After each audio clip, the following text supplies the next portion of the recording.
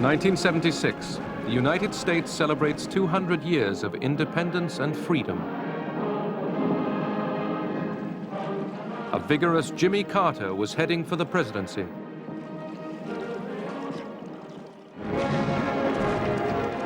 The Soviet Union, too, displayed pride in its achievements under the aging Leonid Brezhnev. Both leaders promised to reduce East-West tensions. But within 4 years, the promises had turned to anger and mistrust. The Cold War was far from over.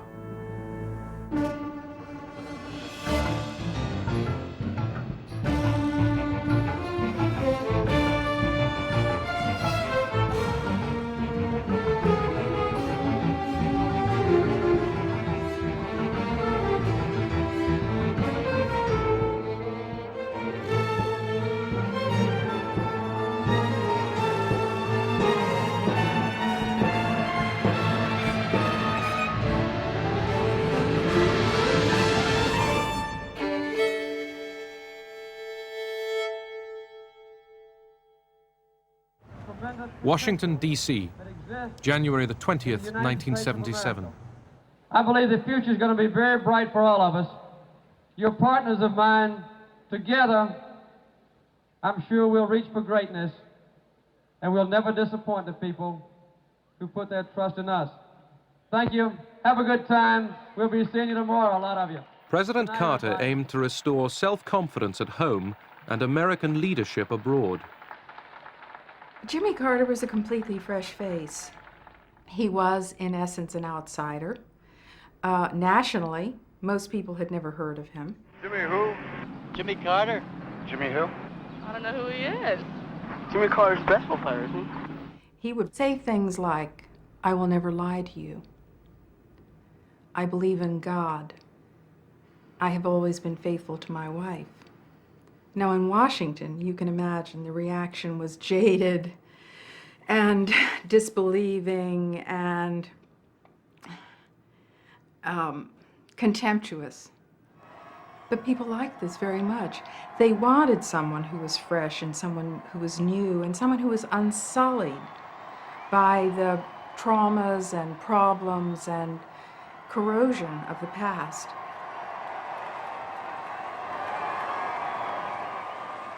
In his relations with the Soviet Union, the new president wanted to promote respect for human rights and to press for major nuclear arms cuts.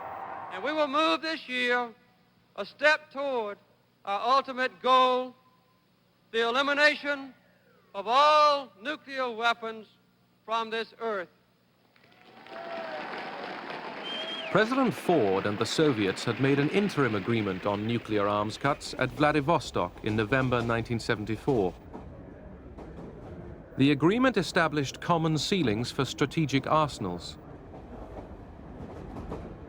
President Ford's successor, Jimmy Carter, wanted to go much further. Brezhnev would be urged to put the arms race into reverse. Uncertain of Carter, Brezhnev reaffirmed his faith in détente.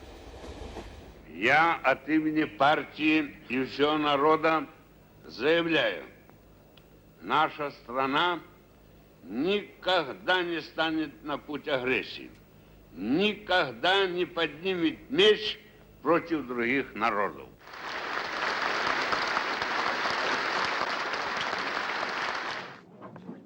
Carter sent Cyrus Vance, his Secretary of State, to Moscow with a set of proposals.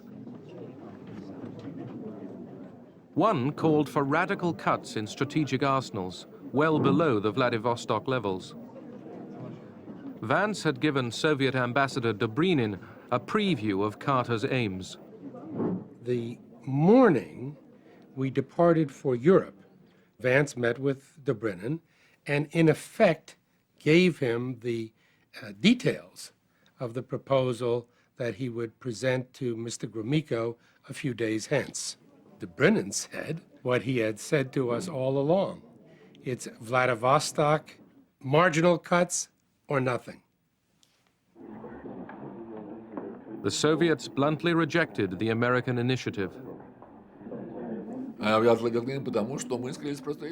position was very simple. We thought everything had been agreed in Vladivostok. Он же нам предлагал перейти на резкие сокращения. What he was suggesting was to make bigger, more drastic cuts, which we knew would take a very long time. Знали, что это потребует уйму времени. And in retrospect, I can say that President Brezhnev was quite proud of the limited agreement that he had concluded in Vladivostok. And to have a new American president come in and say that is not good enough, let's do much more and do it quite rapidly, took him by surprise. In just assessing what At home, Carter and Vance promoted the Moscow talks as a positive move. do this. John, we're glad to have you back. Thanks, Mr. President. I think on the whole, the trip was not only useful, but very necessary. It's interesting that Mr. Gromyko agrees with that conclusion.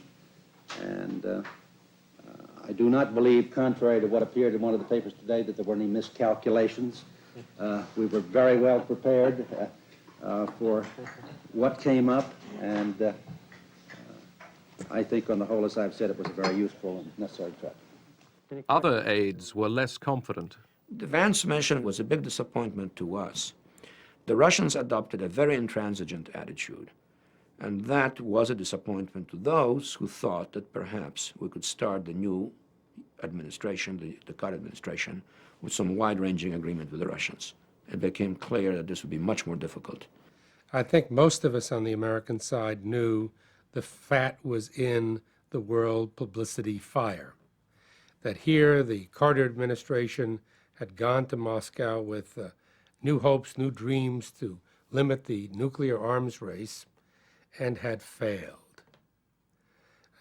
That it meant somehow we didn't understand the Soviets, that the Carter team was inept, and that we would not be able to manage Soviet-American relations.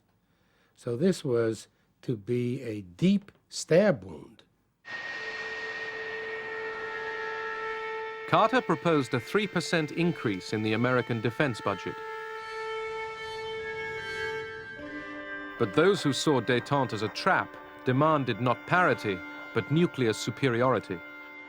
There was a strong view that détente was not working, that the United States was becoming progressively weaker. The Soviet Union, not only progressively, stronger in relationship to the United States and the West, but also more aggressive. Новейшие достижения наших ученых, инженеров, рабочих воплощены в оружии армии и флота. И прежде всего в вооружении ракетных войск стратегического назначения главной ударной силы советских вооруженных сил. Мы в одной из частей ракетных войск. The Soviets were still pouring resources into their military buildup.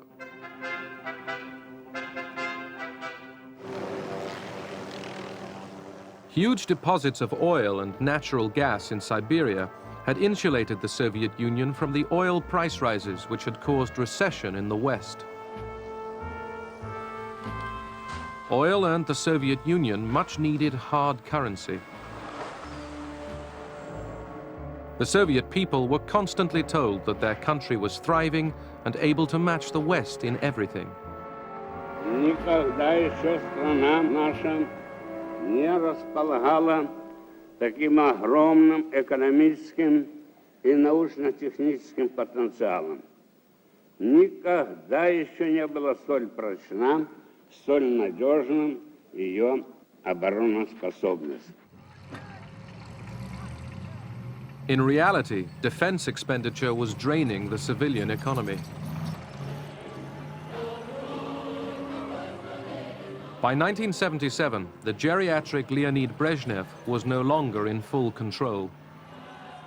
Врачи стали ограничивать время его работы. The doctors began to limit the time he was allowed to work. His eyesight was going. We had to change the font of his typewriter to the largest one possible. At that time, the whole central running of the state was in disarray. Каждый член Политбюро Each member of the Politburo began to work in his own interests and in the interests of the section of the economy he represented.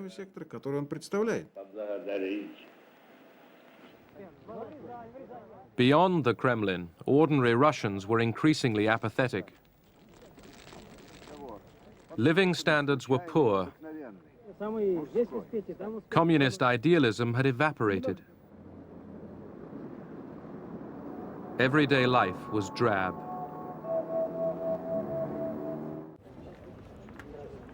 Détente had not changed the Soviet Union's repressive ways. The pressure to respect human rights increased East-West tensions. In 1975, Brezhnev, Ford, and 33 other leaders had signed the Helsinki Declaration. For the first time, the West had a powerful political weapon to defend the cause of human rights behind the Iron Curtain. Thanks to the Helsinki Accord, which the Soviets saw as just a piece of paper, the attention of the world media turned to our cause.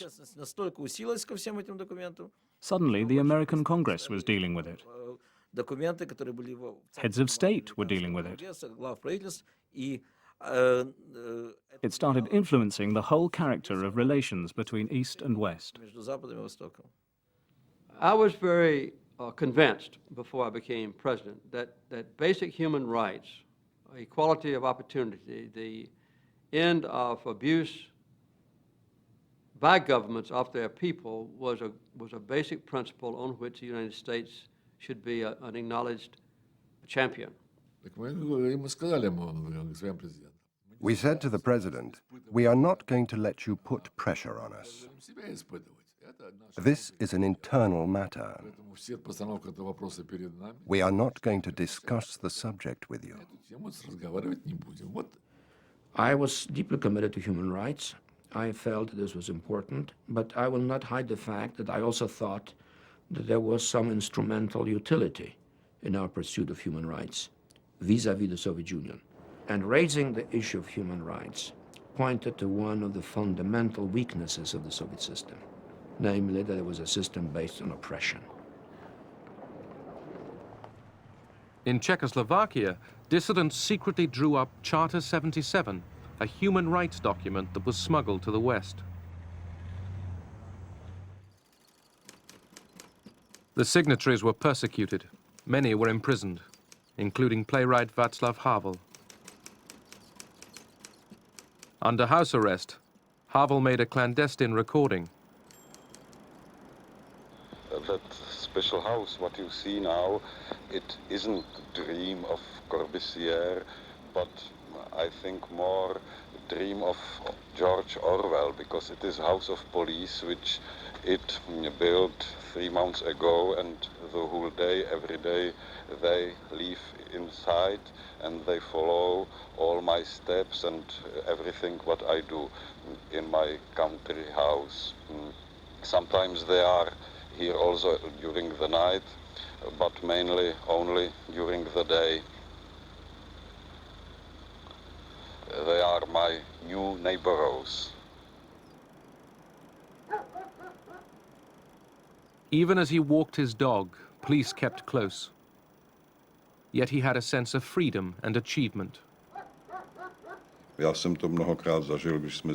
I know from my experience collecting signatures for the Charter how tortuous it was for people till they decided to sign.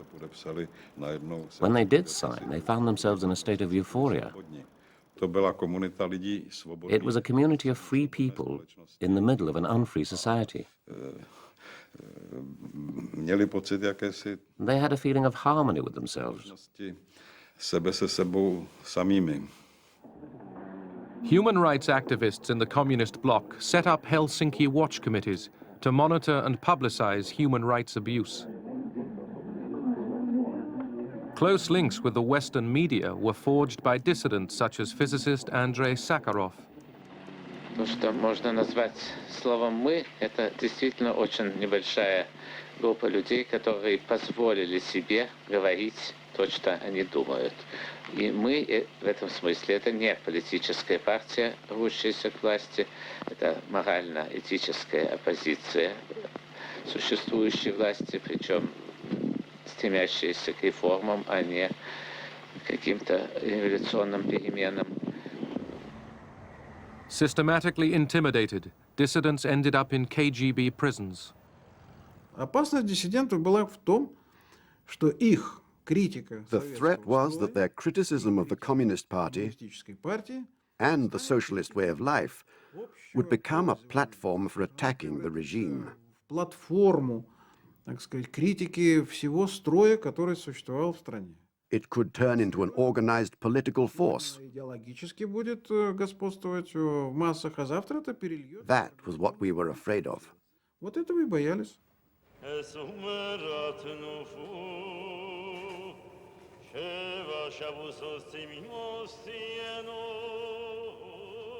Jews were a distinctive group among the dissidents. They claimed the right to leave the Soviet Union, but many were refused exit visas and became known as refuseniks.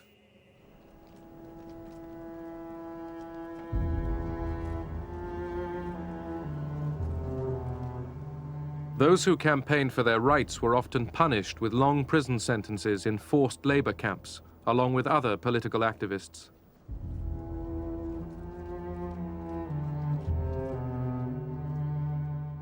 One refusenik imprisoned in Latvia was Yakov Raskin. The whole territory was surrounded by armed guards with dogs. The door would open, and we would be split up into work groups, 5 people in each group. Then, in a few seconds, we had to jump into those trucks, and it was like a closed cage inside. I could see people outside in the streets. Everyone was getting on with life, and I was jealous of them all.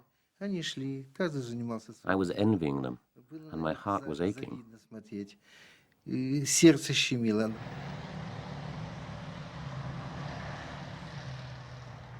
Another way of silencing Soviet dissidents was to label them insane and put them in mental hospitals. Mind control drugs were used to make them recant.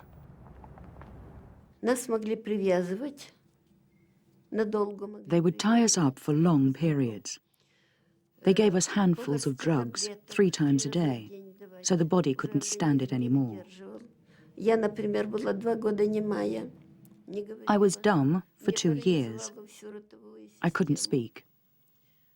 My whole mouth and jaw were paralyzed. My tongue was swollen. My arms and legs were shaking. I was dribbling. I couldn't eat. I couldn't unclench my teeth to force the food into my mouth.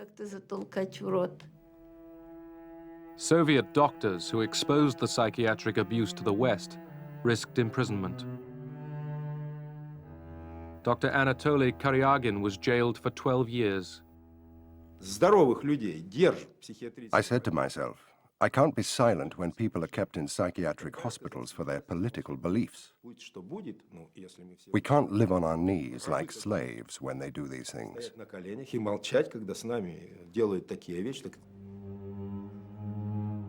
In prison, Karyagin refused to admit any wrongdoing.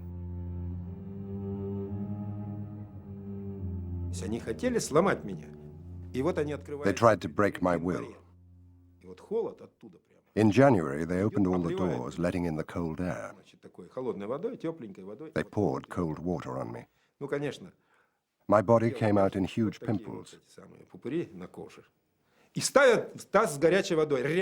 They put a bowl of hot water next to me and said, "Wash yourself." I just lay there next to that hot water because I was protesting. It was like having food put in front of you on a hunger strike.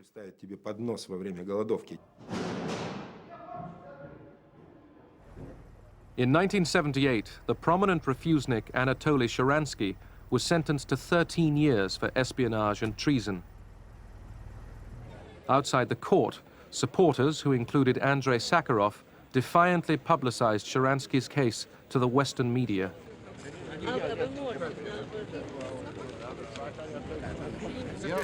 The KGB and the police looked on. Чтение приговора может быть осуществлен только председатель суда должен решать, можно ли пустить на приговор. Когда на Западе протестовали против тех и других действий, When there were protests, and when material was published in the Western press about violations of human rights, there was indignation. Сразу было, естественно, возмущение. The KGB reaction was, those wicked people have penetrated our defenses and published information in the West. Punish them. Наказать. The Sharansky trial triggered forceful protests in the West. The fate of political prisoners became a key issue in American politics. The trials which began yesterday in the Soviet Union have serious implications for the future relations between the United States and the USSR. The United States Congress and the Helsinki Watch Committees monitored Soviet behavior. But I'm not at all a specialist in regard to military matters. But I do not trust the Soviet government. The evidence of human rights abuse inflamed anti-Soviet feeling in America.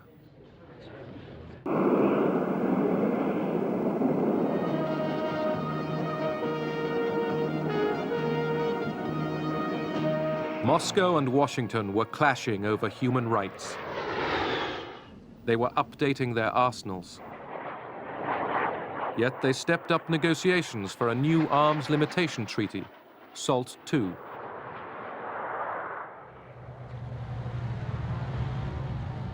Meanwhile, the Soviet Union was deploying its new medium-range nuclear missiles, the SS-20s. They were targeted on Western Europe. Но делалось это.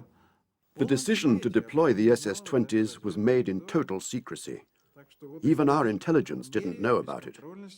The military-industrial complex was out of control, including the army.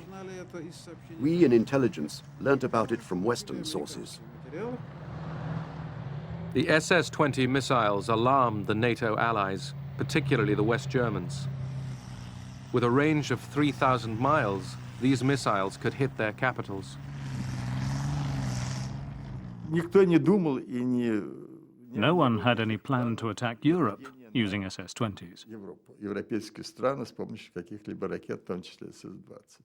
At first, they were just a replacement of old, obsolete rockets. Then the conveyor belt started working, and it went on and on. It was difficult to stop the production line.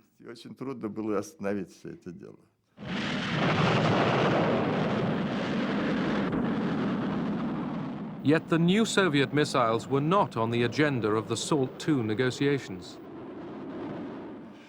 Und es war in meinen Augen gefährlich. In my view, it was dangerous that the Americans refused, for such a long time, to include the Soviet SS-20s in the ongoing arms reduction talks. In die laufenden Rüstungskontrollverhandlungen. I remember being somewhat startled when Chancellor Schmidt started making a big issue out of the SS-20s. But then I came to realize that, in a sense, he was right, namely that the SS-20, while perhaps not a decisive military weapon, posed the risk of decoupling Europe's security from America's, namely of posing before us the dilemma that maybe Europe was threatened by nuclear devastation, but that we were not, and therefore should we risk the devastation of our own people and our own cities in order to protect Europe. We had all sorts of counters in Europe. We ourselves had thousands of nuclear weapons in Europe, cruise missiles, tactical aircraft. We could have responded at any level.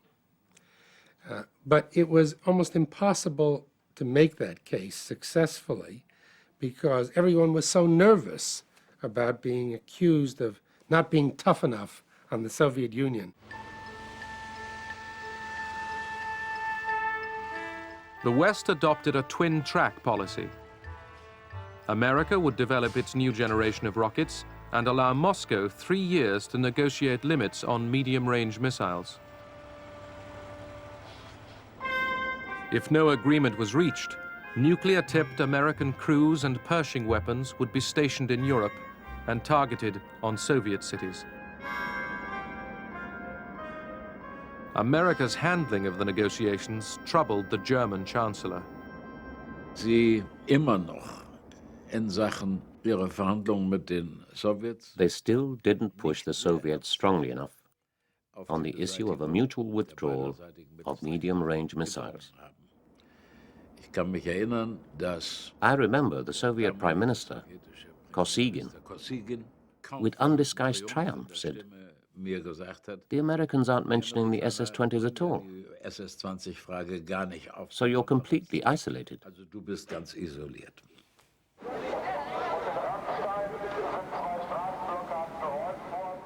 NATO's promise to deploy these weapons was divisive.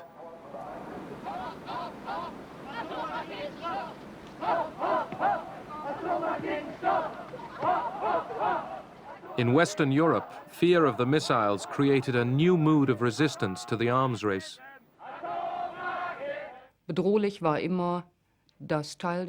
What was always dangerous was that Germany would become the nuclear battlefield.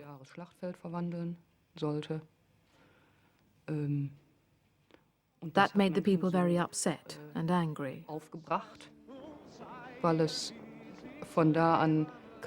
It was now crystal clear that military armament did not bring security. It actually undermined our society's safety. The peace movement gained increasing influence in German politics.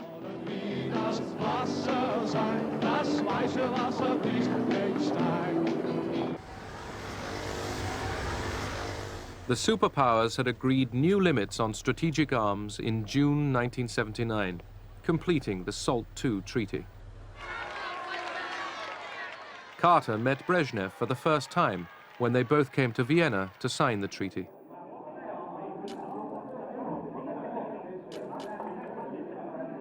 But Carter's plans for detailed talks with Brezhnev fell through.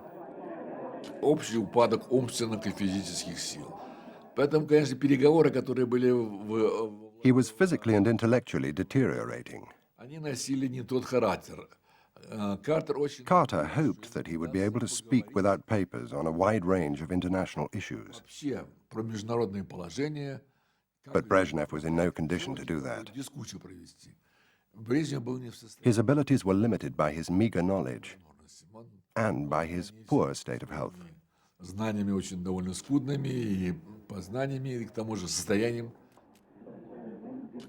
When I proposed that we make these changes in nuclear weaponry, he said, God will never forgive us if we don't succeed. And, coming from a leader of an atheistic communist country, this surprised everyone. I think the most surprised person at the table was Gromyko, who looked up at the sky like this and did his hands in a peculiar way, as though this was a shocking thing for Brezhnev to say.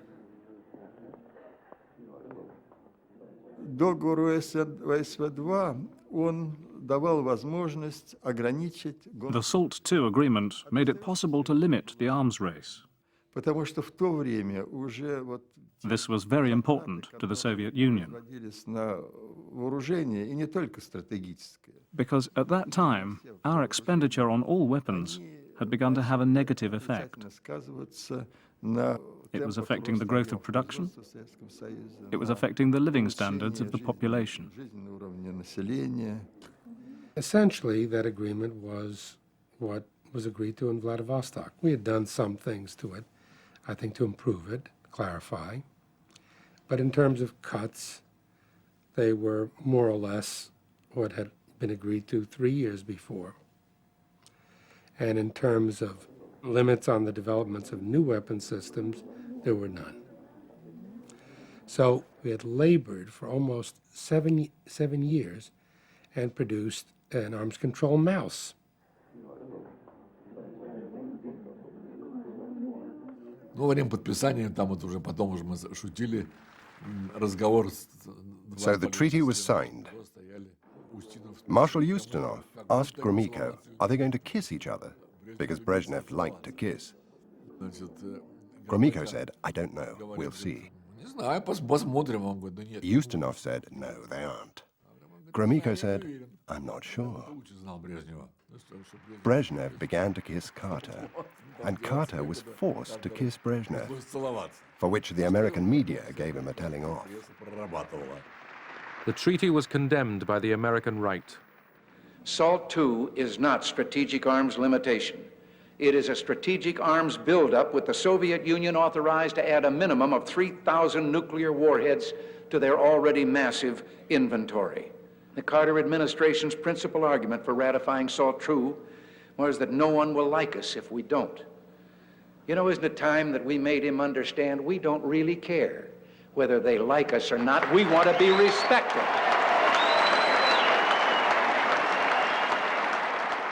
The Soviets never really gained military superiority over us. It was just part of the psychodrama in America to use that issue to galvanize Americans about this larger legitimate question of the strategic competition between our two countries and two philosophies. We did, you know, at inauguration time. Oh, yes. Carter increasingly was charged with being soft on the Soviets. His critics pointed to Soviet expansionism in Angola and the Horn of Africa. They warned that America's oil supplies were threatened. They feared that America's vital interests were under attack. Then the Shah of Iran was overthrown. Oil-rich Iran had been an American client state. Now Islamic fundamentalists took over. They were led by the exiled Ayatollah Khomeini. Denouncing the United States as the great Satan, he returned to Tehran in triumph.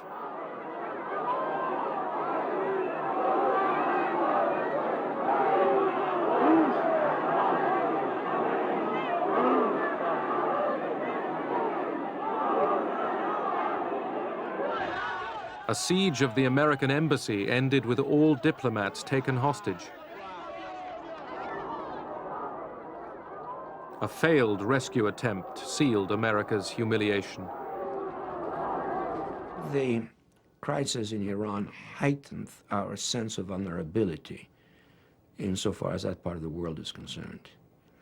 After all, Iran was one of the two pillars on which both stability and our political preeminence in the Persian Gulf rested.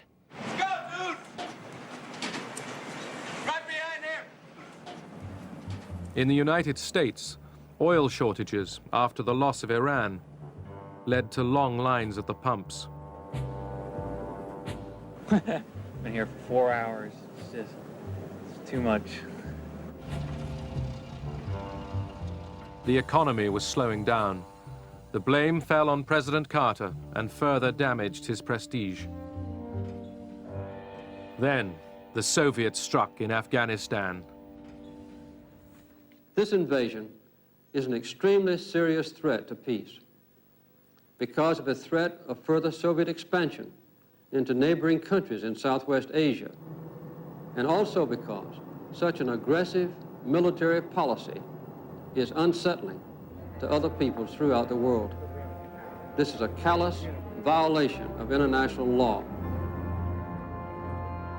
Carter saw the invasion as part of a wider Soviet plan.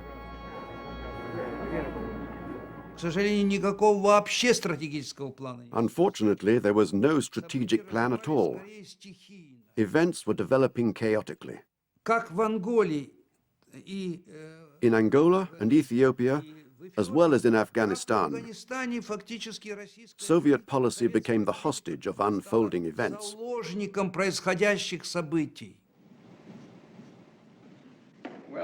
The invasion of Afghanistan ended détente. President Carter gave up hopes of congressional approval to the SALT II treaty. He organized punitive international sanctions against the Soviet Union. Carter called for a boycott of the 1980 Moscow Olympic Games. America stayed away. As a gesture, the boycott was futile.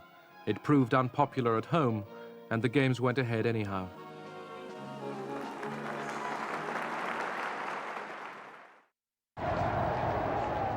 In Poland, the Russians faced a fresh challenge. The new Pope, Karol Wojtyła, visited his homeland. He called on his flock to recapture control of their destiny. Przełamano wówczas, It broke down the barrier of fear.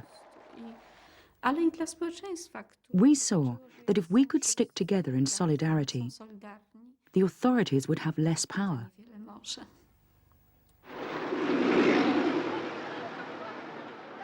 The Polish economy was in crisis. There were shortages everywhere.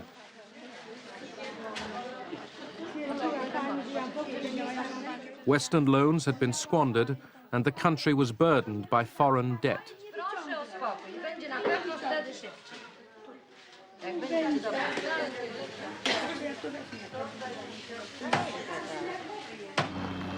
When the government yet again raised food prices in the summer of 1980, workers at the Gdansk shipyard staged an illegal strike.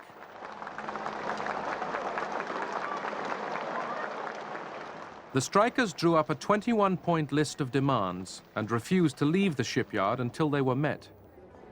Natomiast ta walka z tym potworem komunistycznym This fight with the communist monster was really impossible. była niemożliwa inaczej jak We could only fight against it by using its own weapons, because it pretended to be the people's system. a w ogóle takim nie był. I dlatego punktowanie The only effective way was for us to organize around bread and butter issues bardziej skuteczne. I w związku z tym and use these concerns to gain our freedom. czy droga przez chleb do wolności, We set about using truth to conquer untruth. zwalczanie kłamstwa, to była jedyna możliwa droga. Zdarzają się i tacy ludzie. The government decided to negotiate with the strikers, but first it promised there would be no reprisals. Jak jest możliwe, żeby ktoś traktował działaczy tutaj zebranych? Panie premierze, kiedy ja mam dziesiątki straszenia mnie już, że jak tylko wyjdę, to będzie to i to. Ja nie tylko. Proszę pana, to i mnie wtedy trzeba przepędzić. Nie możemy ulegać emocji. Nie ma takiej intencji. What began as an economic protest became a demand for sweeping political concessions. The government negotiators gave way to the workers' key demands. Mamy wreszcie niezależne, samorządne związki zawodowe.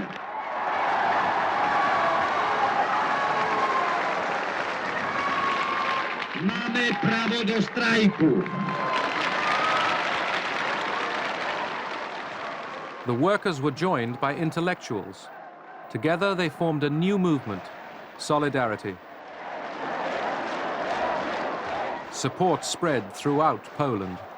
Był pierwszym w życiu For the first time, they had a taste of being citizens, with civil liberties, which you don't forget. życie dotychczasowe w ustroju komunistycznym. To jest For someone who had lived under communism, it was like a narcotic or fresh air. negatywnie ten podział narkotyk, od którego się uzależnia. Pozytywnie jak zasmakowanie świeżego powietrza. It was like having your identity for the first time. Solidarity was given massive coverage in the Western media. The United States provided crucial covert assistance. We tried to meet their specific requests, what they asked us for, and those requirements were conveyed to us through a variety of channels. They wanted communications equipment of various kinds, offset printing presses, radio equipment, things of that sort.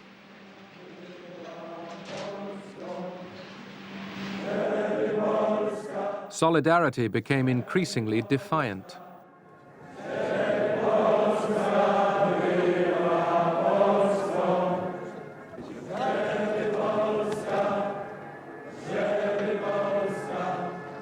As the movement began to challenge the communist system, Moscow watched with growing alarm.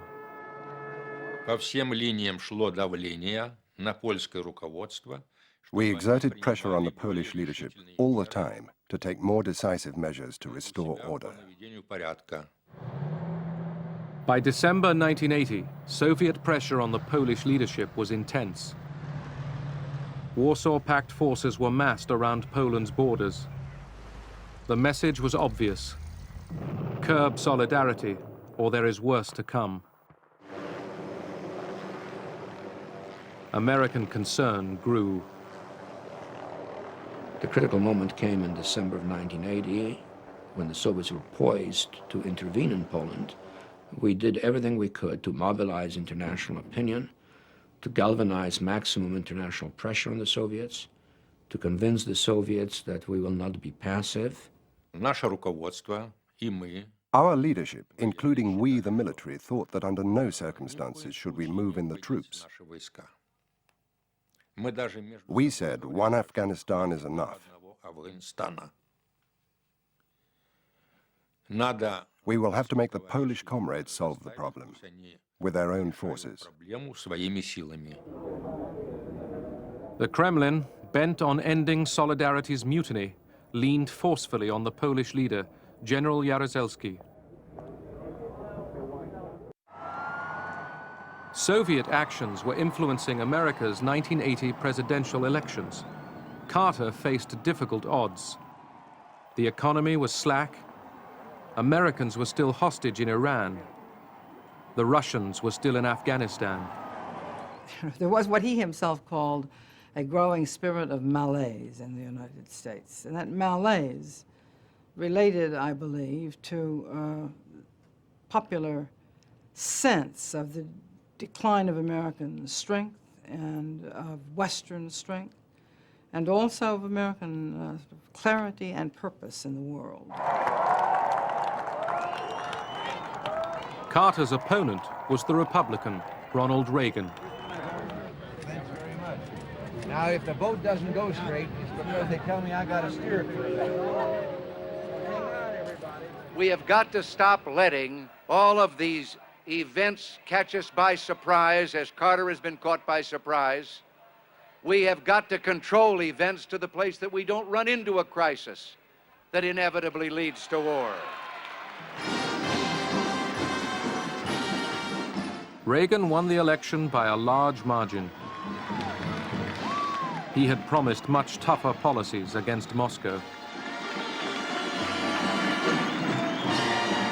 It was necessary to show that détente couldn't work in order to go beyond it and to re-engage in the Cold War, to re-establish a set of objectives that was aimed at victory in the Cold War rather than ending it by accommodation. America's hardline policy boosted morale in Poland. Solidarity now had 9 million members supporting their fight for economic reform and political rights. Strikes gripped the country. The Soviets were tightening the screws on the Poles. Brezhnev pressed Jaruzelski to plan countermeasures. Ja otrzymałem posłanie od Breżniewa. To posłanie miało charakter I received a letter from Brezhnev. niedopuszczający This letter had the character of an ultimatum, warning Poland not to change its structure and policies. jeśli będą takie zmiany. If we made any changes, we should expect military intervention. Interwencja ze wszystkimi jej skutkami.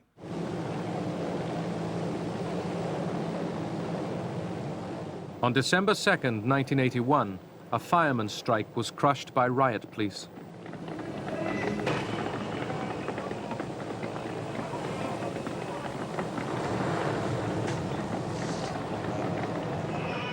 It was a warning to Solidarity that the authorities were ready to use force. On December 12th, Solidarity met to plan a nationwide strike.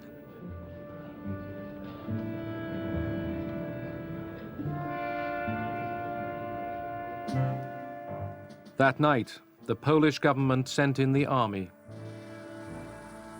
Solidarity's leaders were arrested. Solidarity was banned. President Jaruzelski declared martial law. Obywatelki i obywatele, wielki jest ciężar odpowiedzialności, jaka spada na mnie w tym dramatycznym momencie polskiej historii. Obowiązkiem moim jest wziąć tę odpowiedzialność. Chodzi o przyszłość Polski.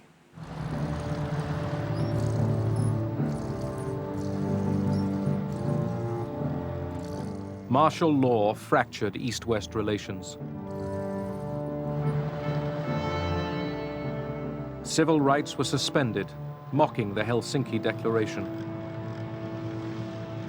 Moscow had reimposed its will. In 1981, I said to the gentleman who came to arrest me, "This is the moment of your defeat. These are the last nails in the coffin of communism."